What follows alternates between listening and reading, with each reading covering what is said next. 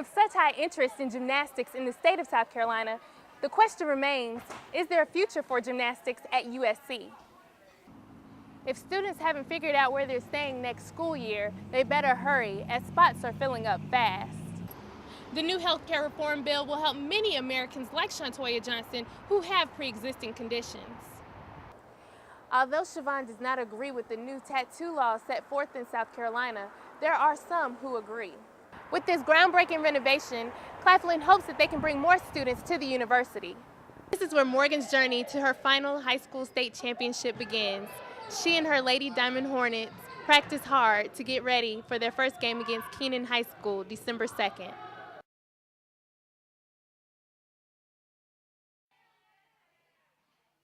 Victoria Hilliard is a gymnast at Carolina Gymnastics Center. She has been doing gymnastics for 14 years and hopes to continue competing in the sport at the next level. I'd love to do college gymnastics. It'd be like a great opportunity, but there aren't really any in-state schools with gymnastics. The University of South Carolina had a gymnastics team in the late 70s. However, the program was cut after 5 years. Joanne Childs is the former coach of the USC gymnastics team. She believes that an in-state team would be beneficial. I just think if we had a program in the state, it would really be an asset to both the community and the university. And Joanne is not alone. Other South Carolina gymnasts like Simone Bennett and coaches like Anna Sexton feel the same way. I think it would be big. I think it'd be a lot of people out there, family, probably people like gymnast family and stuff. I think it'll get a lot of attention. As passionate as we are between Clemson and Carolina, if one of those universities, hoping USC before Clemson always, were to get it, then I think it would be very well received throughout the entire state. With such high interest in gymnastics in the state of South Carolina, the question remains, is there a future for gymnastics at USC? At this time, we don't have plans to add another sport. Marcy Gurton is the Associate Athletics Director at USC. She says, there was a study done a few years ago that evaluated options of sports to add in the event that University of South Carolina chose to add a women's sport. And at that time, lacrosse was selected. Although there are no plans for a gymnastics team at USC, Victoria will not let that stop her quest to compete in college. From Columbia, Chaundrea Lee, Carolina News.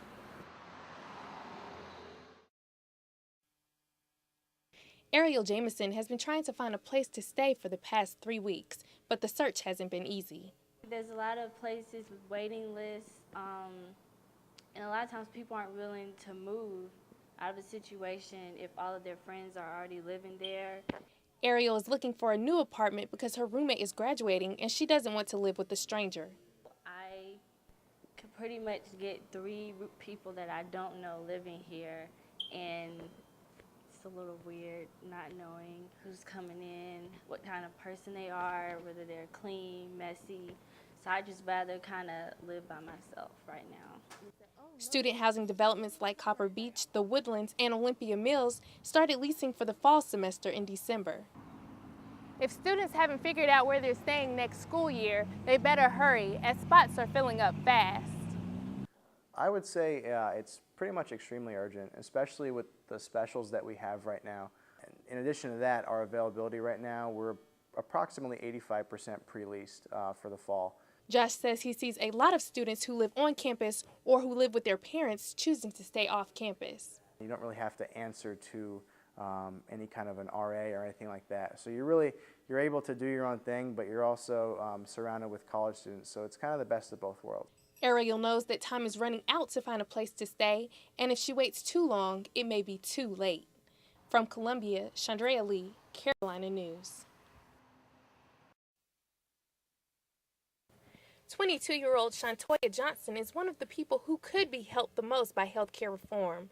She was dropped from her father's medical insurance with a serious medical condition that costs hundreds of dollars a month in prescription drugs.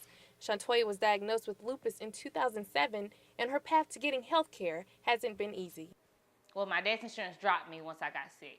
So I tried to get back on my dad's insurance when I got back into school, and they denied me, and it was because I had a pre-existing condition. So I ended up getting sick again, going back to the hospitals, going to doctors, but with no insurance. I was getting maybe $50,000, $60,000 worth of insurance doctor bills that I couldn't pay. And with no health insurance, she struggles to pay for her medication. These are the medicines that I can afford without insurance. Chaundrea also has to worry about someone else.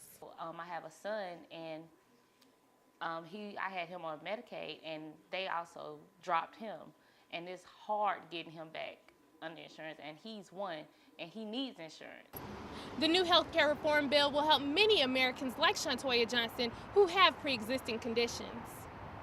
Miranda Watkins is ready to see how the new health care bill will affect people in South Carolina. Between those who are just above poverty levels and those who really struggle because of extreme health issues, we're looking forward to seeing what this can do for them.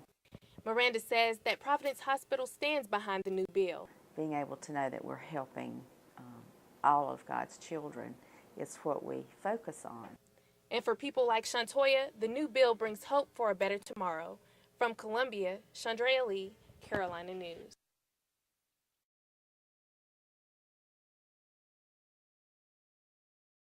Good morning. Thanks for joining us. I'm Chaundrea Lee. USC is not alone in having to pay out of their pockets. A tax hike is being considered in order for Columbia to raise money for city projects. The cans they collect will go toward funding a house.